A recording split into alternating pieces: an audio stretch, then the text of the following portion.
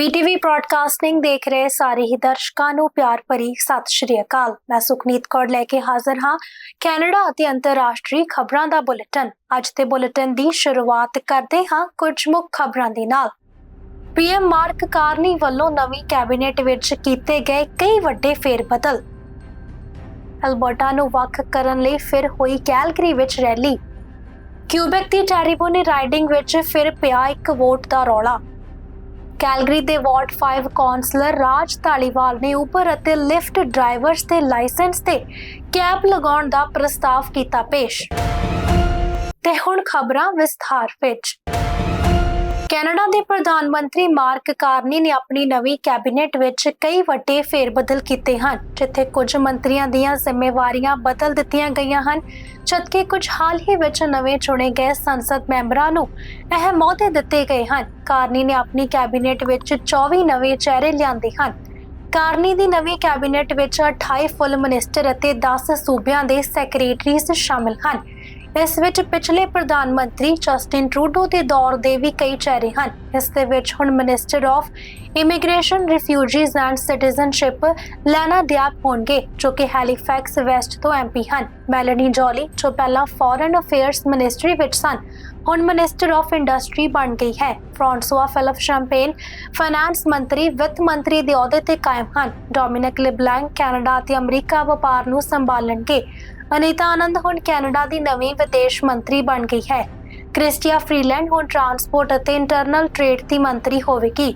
ਇਸ ਕੈਬਨਿਟ ਦੇ ਵਿੱਚ ਕੁਝ ਪੰਜਾਬੀ ਚਿਹਰੇ ਵੀ ਦੇਖਣ ਨੂੰ ਮਿਲ ਰਹੇ ਹਨ, ਜਿਵੇਂ ਕਿ ਬ੍ਰੈਂਪਟਨ ਤੋਂ MP ਮਨਿੰਦਰ ਸਿੱਧੂ ਨੂੰ ਮਿਨਿਸਟਰ ਆਫ ਇੰਟਰਨੈਸ਼ਨਲ ਟ੍ਰੇਡ ਬਣਾਇਆ ਗਿਆ ਹੈ ਅਤੇ ਰੂਬੀ ਸਹੋਤਾ ਅਤੇ ਰਣਦੀਪ ਸਰਾਏ ਵੀ ਸੈਕਟਰੀ ਹੋਣਗੇ। ਸ਼ੌਨ ਫਰੇਜ਼ਰ, ਜੋ ਕਿ ਪਹਿਲਾਂ ਹਾਊਸਿੰਗ ਮਿਨਿਸਟਰ ਅਤੇ ਇਮੀਗ੍ਰੇਸ਼ਨ ਮੰਤਰੀ ਵੀ ਰਹਿ ਚੁੱਕੇ ਹਨ, ਹੁਣ ਜਸਟਿਸ ਮਿਨਿਸਟਰ ਦੇ ਅਹੁਦੇ ਤੇ ਹਨ। ਡੇਵਿਡ ਮੈਕੁਇੰਟੀ ਨਵੇਂ ਡਿਫੈਂਸ ਮਿਨਿਸਟਰ ਹੋਣਗੇ। ਨਵੀਂ ਪਾਰਲੀਮੈਂਟ 26 ਮਈ ਨੂੰ ਸ਼ੁਰੂ ਹੋਵੇਗੀ, ਜਿੱਥੇ ਅਗਲੇ ਦਿਨ ਕਿੰਗਜ਼ ਚਾਰਲਸ ਸੰਸਦ ਨੂੰ ਸੰਬੋਧਨ ਕਰਨਗੇ। ਹੁਣ ਦੇਖਣਾ ਇਹ ਹੋਵੇਗਾ ਕਿ ਕਾਰਨੀ ਦੀ ਕੈਬਨਿਟ ਅਮਰੀਕਾ ਦੇ ਰਾਸ਼ਟਰਪਤੀ ਡੋਨਾਲਡ ਟਰੰਪ ਤੇ ਟੈਰਿਫਸ ਦਾ ਕਿਵੇਂ ਸਾਹਮਣਾ ਕਰਦੀ ਹੈ ਤੇ ਕੈਨੇਡੀਅਨ ਅਰਥ ਵਿਵਸਥਾ ਨੂੰ ਕਿਵੇਂ ਮਜ਼ਬੂਤ ਬਣਾਇਆ ਜਾਂਦਾ ਹੈ।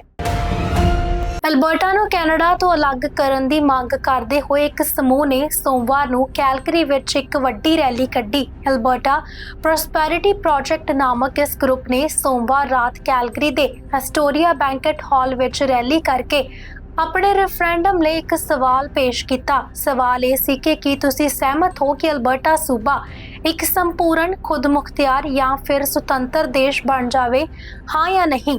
ਗਰੁੱਪ ਨੇ ਦਾਅਵਾ ਕੀਤਾ ਕਿ ਉਹਨਾਂ ਨੂੰ ਪਹਿਲਾਂ ਹੀ 2,40,000 ਤੋਂ ਵੱਧ ਅਲਬਰਟਨਸ ਦਾ ਸਮਰਥਨ ਮਿਲ ਚੁੱਕਿਆ ਹੈ ਅਤੇ ਉਹ 6 ਲੱਖ ਸਾਇੰਸ ਦਾ ਟਾਰਗੇਟ ਪੂਰਾ ਕਰਨ ਤੋਂ ਬਾਅਦ ਸਰਕਾਰ ਕੋਲੇ ਮੁੱਦਾ ਉਠਾਉਣਗੇ। ਸੰਗਠਨ ਦੇ ਆਯੋਜਕਾਂ ਨੇ ਕਿਹਾ ਕਿ ਉਹ ਪ੍ਰੀਮੀਅਰ ਡੈਨੀਅਲ ਸਮਿਥ ਉੱਤੇ ਦਬਾਅ ਪਾਉਣਗੇ ਕਿ ਉਹ ਰੈਫਰੈਂਡਮ 2029 ਦੀਆਂ ਚੋਣਾਂ ਦੀ ਥਾਂ ਇਸੇ ਸਾਲ ਕਰਵਾਉਣ।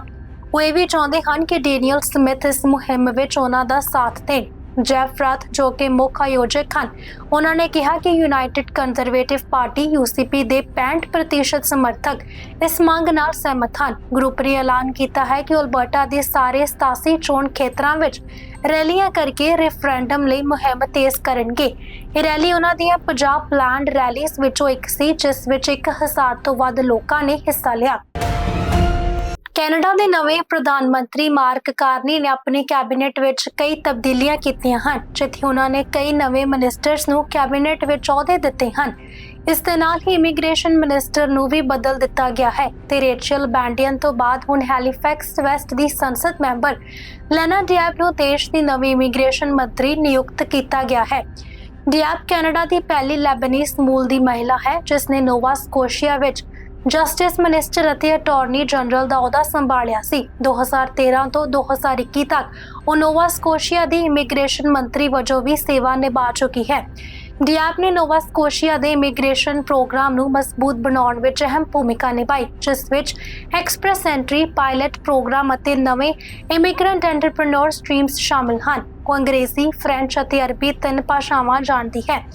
ਦਿਆਪ ਦੇ ਮਾਪੇ ਲੈਬਨੀਜ਼ ਹਨ, ਜੋ ਕਿ ਕੈਨੇਡਾ ਵਿੱਚ ਇਮੀਗ੍ਰੈਂਟਸ ਦੇ ਤੌਰ ਤੇ ਆਏ ਸਨ ਤੇ ਦਿਆਪ ਦਾ ਜਨਮ ਹੈਲੀਫੈਕਸ ਦਾ ਹੈ, ਪਰ ਉਹ 2 ਤੋਂ 11 ਸਾਲ ਦੀ ਉਮਰ ਤੱਕ ਲੈਬਨਾਨ ਵਿੱਚ ਰਹੀ ਹੈ। ਮਾਰਕ ਕਾਰਨੀ ਪਹਿਲਾਂ ਹੀ ਇਮੀਗ੍ਰੇਸ਼ਨ ਸਿਸਟਮ ਨੂੰ ਬਿਹਤਰ ਬਣਾਉਣ ਅਤੇ ਟੈਂਪਰੇਰੀ ਫੋਰਨ ਵਰਕਰਸ ਨੂੰ ਘਟਾਉਣ ਦੀ ਗੱਲ ਕਰ ਚੁੱਕੇ ਹਨ। ਉਹ ਪਹਿਲਾਂ ਕਹਿ ਚੁੱਕੇ ਹਨ ਕਿ ਇਮੀਗ੍ਰੇਸ਼ਨ ਦੀ ਗਿਣਤੀ ਟਿਕਾਊ ਪੱਧਰ ਤੇ ਲਿਆਉਣੀ ਜ਼ਰੂਰੀ ਹੈ। ਇਮੀਗ੍ਰੇਸ਼ਨ ਕੈਨੇਡਾ ਦੀ ਅਰਥ ਵਿਵਸਥਾ ਅਤੇ ਜਨਸੰਖਿਆ ਦੇ ਵਿੱਚ ਵਾਧੇ ਲਈ ਮਹੱਤਵਪੂਰਨ ਹੈ। ਹੁਣ ਨਵੇਂ ਇਮੀਗ੍ਰੇਸ਼ਨ ਮੰਤਰੀ ਦੇ ਸਾਹਮਣੇ ਇਮੀਗ੍ਰੇਸ਼ਨ ਪ੍ਰਕਿਰਿਆ ਨੂੰ ਸਰਲ ਬਣਾਉਣ ਅਤੇ ਬੈਕਲੌਗ ਘਟਾਉਣ ਵਰਗੀਆਂ ਕਈ ਚੁਣੌਤੀਆਂ ਹਨ। ਰਿਆਪ ਦੀ ਨਿਯੁਕਤੀ ਕੈਨੇਡਾ ਦੇ ਇਮੀਗ੍ਰੇਸ਼ਨ ਸਿਸਟਮ ਵਿੱਚ ਨਵੇਂ ਬਦਲਾਵਾਂ ਦੀ ਸ਼ੁਰੂਆਤ ਕਰ ਸਕਦੀ ਹੈ। ਕਿਊਬੈਕ ਦੀ ਟੈਰੀਪੋਨੀ ਰਾਈਡਿੰਗ ਵਿੱਚ ਵੋਟਾਂ ਦੇ ਨਤੀਜਿਆਂ ਨੂੰ ਲੈ ਕੇ ਕਈ ਹੈਰਾਨੀਜਨਕ ਚੀਜ਼ਾਂ ਸਾਹਮਣੇ ਆ ਰਹੀਆਂ ਹਨ। ਦਰਅਸਲ ਲਿਬਰਲ ਪਾਰਟੀ ਦੀ ਉਮੀਦਵਾਰ ਟਟਿਆਨਾ ਅਗਸਤਿਸ ਰਾਈਡਿੰਗ ਵਿੱਚ ਬਲਾਕ ਕਿਊਬੈਕਾ ਦੀ ਉਮੀਦਵਾਰ ਨਤਾਲੀ ਤੋਂ ਸਿਰਫ ਇੱਕ ਵੋਟ ਨਾਲ ਜਿੱਤੀ, ਪਰ ਹੁਣ ਇੱਕ ਵੋਟਰ ਨੇ ਦਾਅਵਾ ਕੀਤਾ ਹੈ ਕਿ ਉਸ ਦੀ ਵੋਟ ਗਲਤੀ ਕਾਰਨ ਗਿਣੀ ਹੀ ਨਹੀਂ ਗਈ ਤੇ ਉਸਨੇ ਬਲਾਕ ਕਿਊਬੈਕਾ ਨੂੰ ਵੋਟ ਪਾਈ ਹੈ। ਇਮੈਨੂਅਲ ਨਾਮਕ ਇਸ ਵੋਟਰ ਨੇ ਆਪਣੀ ਵੋਟ ਬਲਾਕ ਕਿਊਬੈਕਾ ਲਈ ਪੋਸਟ ਰਾਹੀਂ ਭੇਜੀ ਸੀ, ਪਰ ਇਲੈਕਸ਼ਨ ਕੈਨੇਡਾ ਦੁਆਰਾ ਦਿੱਤੇ ਗਏ ਲਿਫਾਫੇ ਤੇ ਗਲਤ ਪਤਾ ਛਪਿਆ ਹੋਣ ਕਾਰਨ ਇਹ ਵੋਟ ਵਾਪਸ ਭੇਜ ਦਿੱਤੀ ਗਈ। ਉਸਨੇ ਕਿਹਾ, ਮੈਂ ਆਪਣੀ ਵੋਟ ਸਮੇਂ ਸਿਰ ਭੇਜ ਦਿੱਤੀ ਸੀ, ਪਰ ਇਲੈਕਸ਼ਨ ਕੈਨੇਡਾ ਨੇ ਗਲਤ ਪਤਾ ਲਿਖ ਦਿੱਤਾ। ਇਲੈਕਸ਼ਨ ਕੈਨੇਡਾ ਨੇ ਇਸ ਮਾਮਲੇ ਦੀ ਜਾਂਚ ਸ਼ੁਰੂ ਕਰ ਦਿੱਤੀ ਹੈ ਤੇ ਮੰਨਿਆ ਹੈ ਕਿ ਲਿਫਾਫੇ ਤੇ ਛਪਿਆ ਪੋਸਟਲ ਕੋਡ ਗਲਤ ਸੀ। ਹੁਣ ਰਾਜਨੀਤਿਕ ਐਕਸਪਰਟਸ ਦਾ ਕਹਿਣਾ ਹੈ ਕਿ ਜੇਕਰ ਇਸ ਵੋਟ ਨੂੰ ਕਾਨੂੰਨੀ ਤੌਰ ਤੇ ਮੰਨ ਲਿਆ ਜਾਂਦਾ ਹੈ ਤਾਂ ਨਤੀਜੇ ਵਿੱਚ ਬਦਲਾਅ ਆ ਸਕਦਾ ਹੈ ਤੇ ਟਾਈ ਵੀ ਹੋ ਸਕਦਾ ਹੈ। ਕੁਝ ਵਿਦਵਾਨਾਂ ਨੇ ਤਾਂ ਇਹ ਵੀ ਸੰਭਾਵਨਾ ਜਤਾਈ ਹੈ ਕਿ ਇਸ ਸਥਿਤੀ ਵਿੱਚ ਰਾਈਡਿੰਗ ਵਿੱਚ ਦੁਬਾਰਾ ਚੋਣਾਂ ਬਾਈ ਇਲੈਕਸ਼ਨ ਵੀ ਕਰਵਾਈ ਜਾ ਸਕਦੀ ਹੈ। ਇਹ ਮਾਮਲਾ ਕੈਨੇਡੀਅਨ ਚੋਣ ਇਤਿਹਾਸ ਵਿੱਚ ਇੱਕ ਅਨੋਖਾ ਕੇਸ ਬਣ ਗਿਆ ਹੈ, ਜਿੱਥੇ ਸਿਰਫ ਇੱਕ ਵੋਟ ਦੇ ਫਰਕ ਨੇ ਪੂਰੇ ਨਤੀਜੇ ਨੂੰ ਪਲਟ ਦਿੱਤਾ ਅਤੇ ਹੁਣ ਫਿਰ ਇੱਕ ਵੋਟ ਦੇ ਕਾਰਨ ਇੱਥੇ ਦੁਬਾਰਾ ਚੋਣਾਂ ਵੀ ਹੋ ਸਕਦੀਆਂ ਹਨ। ਇਲੈਕਸ਼ਨ ਕੈਨੇਡਾ ਨੇ ਇਸ ਘਟਨਾ ਤੇ ਗੰਭੀਰਤਾ ਨਾਲ ਵਿਚਾਰ ਕਰਨ ਦਾ ਐਲਾਨ ਕੀਤਾ ਹੈ ਤੇ ਜਲਦ ਹੀ ਆਪਣੀ ਰਿਪੋਰਟ ਪੇਸ਼ ਕਰੇਗਾ। ਹੈਲਥ ਕੈਨੇਡਾ ਨੇ ਟੋਰਾਂਟੋ ਦੀਆਂ 3 ਦੁਕਾਨਾਂ ਵਿੱਚ ਵਿਕੇ ਆਰਗੈਨਿਕ ਕੱਦੂ ਦੇ ਬੀਜ ਪੰਪਕਿਨ ਸੀਡਸ ਨੂੰ ਸੈਲਮੋਨੇਲਾ ਬੈਕਟੀਰੀਆ ਦੇ ਖਤਰੇ ਕਾਰਨ ਰਿਕਾਲ ਕਰਨ ਦਾ ਐਲਾਨ ਕੀਤਾ ਹੈ। Canadian food inspection agency CFIA ਨੇ 10 ਮਈ ਨੂੰ ਪਹਿਲਾਂ ਗਲਫ ਅਤੇ ਐਲਮਰ ਦੀਆਂ ਦੁਕਾਨਾਂ ਵਿੱਚ ਵਿਕੇ ਸੀਡਸ ਨੂੰ ਰਿਕਾਲ ਕੀਤਾ ਸੀ, ਜਦਕਿ ਮੰਗਲਵਾਰ ਨੂੰ ਇਸ ਸੂਚੀ ਵਿੱਚ ਟੋਰਾਂਟੋ ਦੀਆਂ 3 ਹੋਰ ਦੁਕਾਨਾਂ ਨੂੰ ਸ਼ਾਮਿਲ ਕੀਤਾ ਗਿਆ। ਇਹਨਾਂ ਦੇ ਵਿੱਚ ਦਾ ਸਵੀਟ ਪੋਟੇਟੋ ਜੰਕਸ਼ਨ ਇਲਾਕੇ ਵਿੱਚ ਫਾਈਨ ਹੋਲਸਮ ਗੁੱਡਸ ਬ੍ਰਾਂਡ ਦੇ ਕੱਚੇ ਆਰਗੈਨਿਕ ਬੀਜ ਜੋ ਕਿ 24 ਅਪ੍ਰੈਲ ਤੋਂ 6 ਮਈ ਤੱਕ, ਬੀਚਸ ਨੈਚੁਰਲ ਫੂਡਸ ਬੀਚਸ ਦੇ ਵਿੱਚ ਬਿਨਾਂ ਨਾਮ ਦੇ ਬੀਜ ਮਾਰਚ 2025 ਤੋਂ 8 ਮਈ ਤੱਕ, ਫੇਸਟਾ ਫਾਰਮਸ ਜੋ ਕਿ ਕ੍ਰਿਸਟੀ ਪਿਟਸ ਦੇ ਵਿੱਚ ਹੈ ਤੇ ਓਰੈਸਟਾ ਬ੍ਰਾਂਡ ਦੇ ਬੀਜ 17 ਅਪ੍ਰੈਲ ਤੋਂ 10 ਮਈ ਤੱਕ ਵੇਚੇ ਗਏ ਸਨ। ਹੁਣ ਉਹਨਾਂ ਬੀਜਾਂ ਨੂੰ ਰਿਕਾਲ ਕੀਤਾ ਗਿਆ ਹੈ। CFIA ਅਨੁਸਾਰ ਸੈਲਮੋਨੇਲਾ ਬੈਕਟੀਰੀਆ ਨਾਲ ਸੰਕਰਮਿਤ ਚੀਜ਼ਾਂ ਵੱਖਰੀਆਂ ਨਹੀਂ ਲੱਗਦੀਆਂ ਤੇ ਨਾ ਤਾਂ ਸੁੰਘਣ ਤੋਂ ਪਤਾ ਲੱਗਦਾ ਹੈ ਤੇ ਨਾ ਹੀ ਦੇਖਣ ਤੋਂ, ਪਰ ਇਹ ਗੰਭੀਰ ਬਿਮਾਰੀ ਦਾ ਕਾਰਨ ਬਣ ਸਕਦੀਆਂ ਹਨ। ਸੈਲਮੋਨੇਲਾ ਦੇ ਲੱਛਣਾਂ ਵਿੱਚ ਬੁਖਾਰ, ਸਿਰ ਦਰਦ, ਉਲਟੀਆਂ, ਪੇਟ ਦਰਦ ਅਤੇ ਡਾਇਰੀਆ ਸ਼ਾਮਿਲ ਹਨ। ਛੋਟੇ ਬੱਚਿਆਂ, ਗਰਭਵਤੀ ਔਰਤਾਂ, ਬਜ਼ੁਰਗਾਂ ਅਤੇ ਕਮਜ਼ੋਰ ਇਮਿਊਨ ਸਿਸਟਮ ਵਾਲੇ ਲੋਕਾਂ ਲਈ ਇਹ ਬੈਕਟੀਰੀਆ ਜਾਨਲੇਵਾ ਵੀ ਹੋ ਸਕਦਾ ਹੈ। ਵਾਰਡ 5 ਤੋਂ ਕੈਲਗਰੀ ਸਿਟੀ ਦੇ ਕੌਂਸਲਰ ਰਾਜ ਧਾਲੀਵਾਲ ਨੇ ਸ਼ਹਿਰ ਵਿੱਚ ਰਾਈਡ ਸ਼ੇਅਰ ਕੰਪਨੀਆਂ ਜਿਵੇਂ ਕਿ ਉਬਰ ਅਤੇ ਲਿਫਟ ਲਈ ਕੰਮ ਕਰਨ ਵਾਲੇ ਡਰਾਈਵਰਾਂ ਦੇ ਲਾਇਸੈਂਸਾਂ ਦੀ ਗਿਣਤੀ ਤੇ ਇੱਕ ਸੀਮਾ ਲਗਾਉਣ ਦੀ ਮੰਗ ਕੀਤੀ ਹੈ। ਉਹਨਾਂ ਕਿਹਾ ਹੈ ਕਿ ਇਹ ਕਦਮ ਟੈਕਸੀ ਅਤੇ ਰਾਈਡ ਸ਼ੇਅਰ ਇੰਡਸਟਰੀ ਵਿੱਚ ਬਰਾਬਰੀ ਬਣਾਉਣ ਲਈ ਜ਼ਰੂਰੀ ਹੈ। ਉਹਨਾਂ ਨੇ ਦੱਸਿਆ ਕਿ ਪਿਛਲੇ ਸਾਲ ਸ਼ਹਿਰ ਵਿੱਚ 16,000 ਤੋਂ ਵੱਧ ਰਾਈਡ ਸ਼ੇਅਰ ਡਰਾਈਵਰਸ ਦੇ ਲਾਇਸੈਂਸ ਸਨ, ਜਦਕਿ ਟੈਕਸੀ ਡਰਾਈਵਰਾਂ ਦੀ ਗਿਣਤੀ ਮਾਤਰ 1800 ਹੈ।